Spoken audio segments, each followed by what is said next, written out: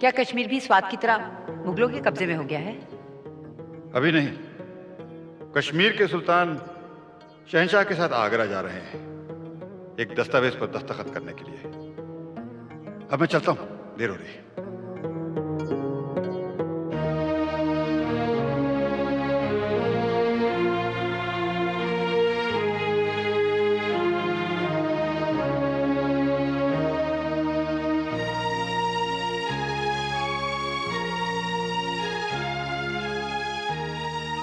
हम जानते हैं हमारी शुमाली मगरबी सरहदें किस कदर डामाडोल हैं।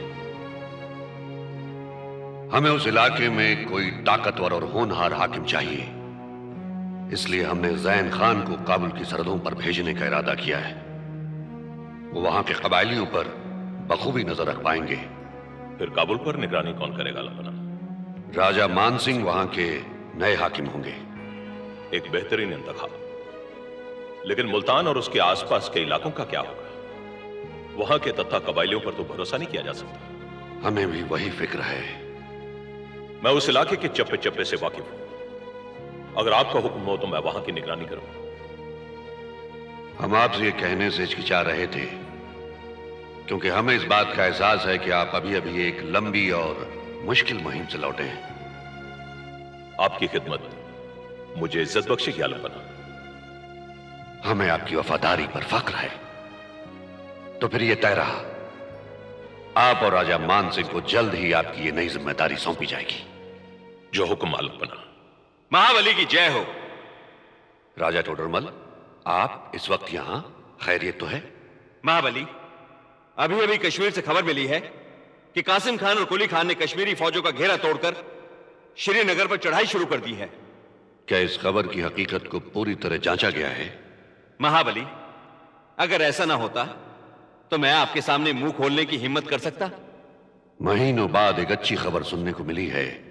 हमें तफसील से सुनाओ। महाबली की चाल कामयाब हुई। कश्मीरी रियाय में खबर फैला दी गई है कि यूसुफ चार और उसके बेटे याकूब ने अकबर आजम के सामने घुटने टेक दिए हैं और इस खबर ने कश्मीरी फौजों को तितर बितर कर दिया है। ऐसे मुबारक मौके पर एक खास जश्न का ऐलान होना चाहिए जिल्लाही। जरूर होगा, मगर सबसे पहले हम उस मगरूर सुल्तान कश्मीर को एक सबक सिखाना चाहते हैं। हमारी दोस्ती को ठुकराने का अंजाम। बेशक, और यह सबक हर उस इंसान के लिए होना चाहिए जो जिल्लाही के खिलाफ सर उठाने का इरादा रखता हो। यूसुफ शाह और उसके बेटे को कश्मीर के हालात के बारे में कुछ जानकारी नहीं मिलनी चाहिए। हुक्म की तामील होगी महाबली। जिल्लाही, उन्हें आपकी खिदमत में कब पेश किया जाए? आज ही। जो आज्ञा महाबली। खाने खाना साहब, आप आज हमारी खुशी का अंदाजा नहीं लगा सकते। इनकी जंजीरें खोल दो।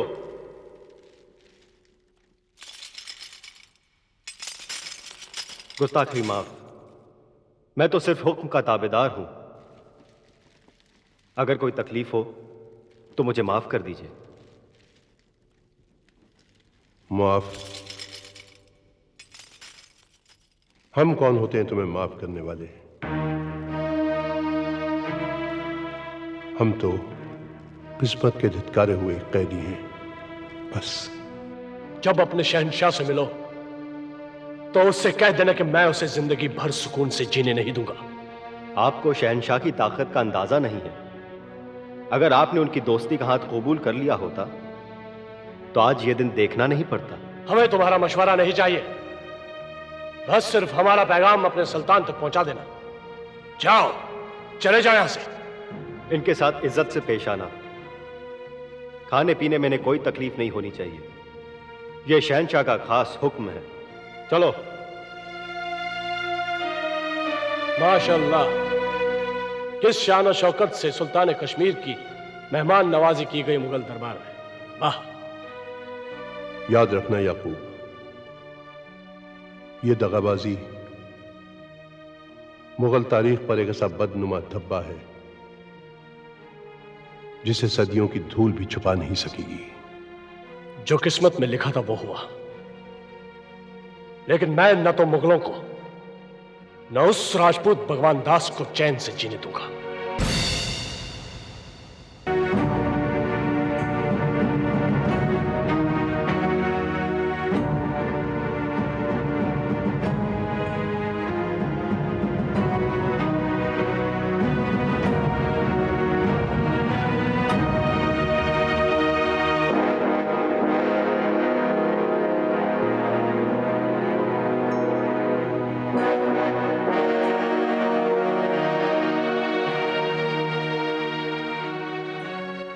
एक पराजित योद्धा के लिए समय है आपके पास? आइए, हम तखलिया चाहते हैं।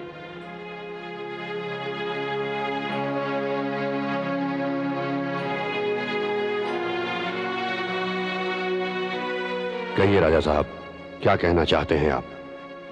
महाबली जानते हैं मैं क्यों उपस्थित हुआ हूं। आप अभी तक नाराज हैं?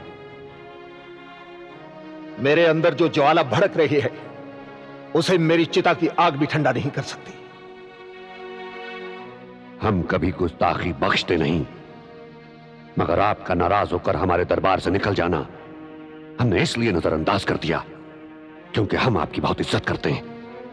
आपकी यह हरकत हमें बहुत नागवार लगी। और मेरे वचन, मेरे नाम का जो अपमान हुआ है, क्या वो मुझे नागवार नहीं लगा होगा?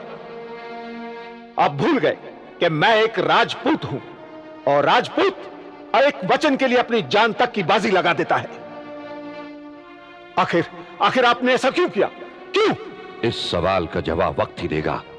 हमें अपने किसी अमल की सफाई पेश करने की जरूरत नहीं।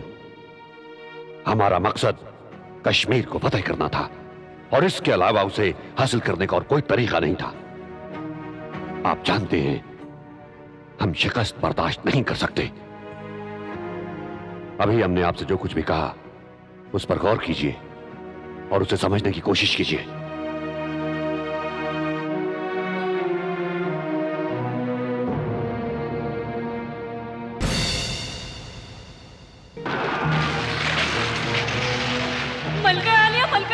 ये क्या हो रहा है? कैसा शोर शराबा है? मलका आलिया, वो मुगल सिपाही।